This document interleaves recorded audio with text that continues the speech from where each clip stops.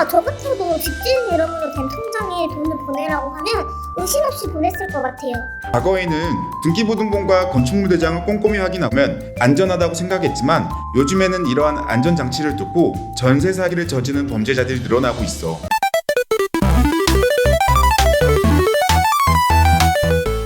홈즈 뉴스에서 또 전세 사기 이야기가 나오네요. 이번에는 오산에서 일어난 사건인데 수법이 정말 교묘하대요. 이번 사건은 중개인들이 집주인 몰래 세입자들과 전세 계약을 맺고 집주인 이름으로 가짜 단체 통장을 만들어 전세금을 가로챈 사건이군. 심지어 집주인 이름으로 삼행시를 지어 유사한 이름의 단체 통장을 여러 개 만들었다니 정말 대담한 수법이야.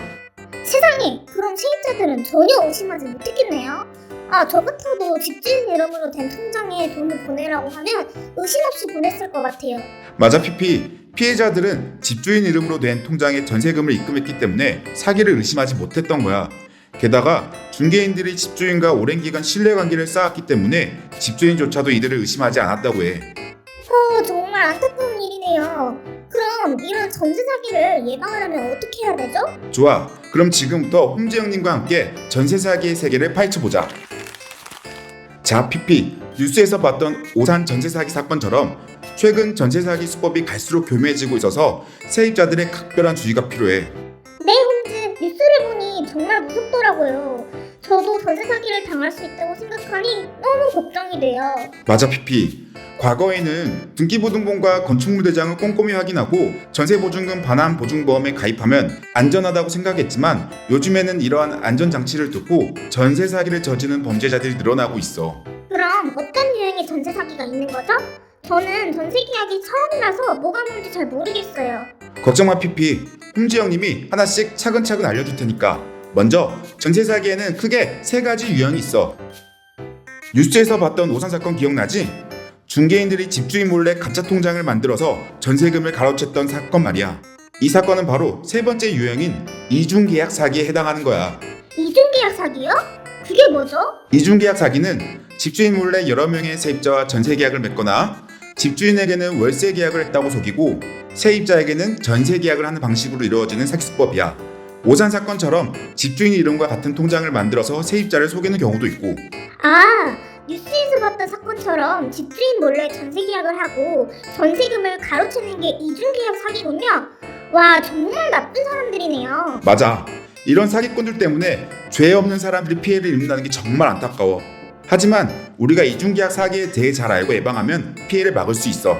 네, 홈즈, 그럼 이중계약 사기를 예방하려면 어떻게 해야 하죠? 가장 중요한 건 계약 전에 등기부등본을 꼼꼼하게 확인하고 집주인을 직접 만나서 계약하는 거야. 그리고 전세 계약 후에는 확정일자를 받고 전입신고를 하는 것도 잊지 말고. 네, 꼭 기억할게요. 그럼 다른 유형의 전세 사기에는 어떤 것들이 있나요? 두 번째 유형은 무자본 갭투자 사기야. 돈 한 푼 없이 갭투자를 통해 여러 채의 집을 사들인 후 전세 보증금을 돌려주지 않고 잠적하는 수법이야. 네, 돈 한 푼 없이 어떻게 집을 산다는 거죠? 설마 세입자들의 전세금으로 집을 사는 건가요? 맞아 피피. 사기꾼들은 전세금을 이용해서 집을 사고 또 다른 세입자를 구해서 전세금을 받고 이런 식으로 돈을 굴리다가 나중에는 전세금을 돌려주지 않고 잠적하는 거지. 세상에, 정말 조심해야겠네요. 전세 계약 전에 등기부등본을 꼼꼼하게 확인해서 근저당 설정 금액을 확인하고 국토교통부에서 제공하는 국토교통부 실거래가 공개 시스템에서 해당 지역의 매매가와 전세가를 꼼꼼하게 비교해 보고 주변 시세보다 전세가가 지나치게 높게 책정된 집은 피하는 것이 좋아. 또한 등기부등본을 꼼꼼하게 확인해서 집주인의 정보와 근저당 설정 여부 등을 꼼꼼하게 살펴봐야 해. 네, 알겠어요. 그럼 마지막 유형인 신탁 사기에 대해서도 설명해 주세요. 좋아. 신탁 사기는 집주인이 집을 신탁회사에 맡겨 관리하는 신탁 제도를 악용하는 수법이야. 집주인이 신탁회사의 소유권을 넘긴 집을 마치 자기 소유인 것처럼 속여 전세 계약을 맺고 전세금을 가로채는 거지. 신탁이 뭔가요? 신탁은 쉽게 말해서 내 재산을 다른 사람에게 맡겨서 관리해달라고 하는 거야. 마치 은행에 돈을 맡기는 것처럼. 집주인은 신탁회사의 집 소유권을 넘기고 신탁회사는 집을 관리하고 처분하는 권한을 갖게 돼. 아하, 그런데 왜 신탁 때문에 사기가 발생하는 거죠? 신탁된 집은 소유권이 신탁회사에 있기 때문에 집주인 혼자서 마음대로 전세 계약을 할 수 없어. 하지만 일부 사기꾼들은 이 점을 악용해서 세입자들을 속이고 전세 계약을 맺는 거야. 그럼 어떻게 신탁 사기를 예방할 수 있죠? 등기부등본을 확인할 때 소유권에 신탁이라고 표시되어 있는지 꼭 확인해야 해. 만약 신탁되어 있다면 신탁회사의 동의 없이 집주인이 전세 계약을 할 수 없다는 것을 기억하고 신탁회사에 직접 연락해서 확인한 것이 안전해. 네, 홈즈 등기부등본을 꼼꼼히 확인해야겠네요. 자, 오늘 우리 세이프홈즈와 함께 신종 전세 사기 유형 3가지에 대해 알아봤어. 잊지 마. 전세 사기는 예방이 최선이야.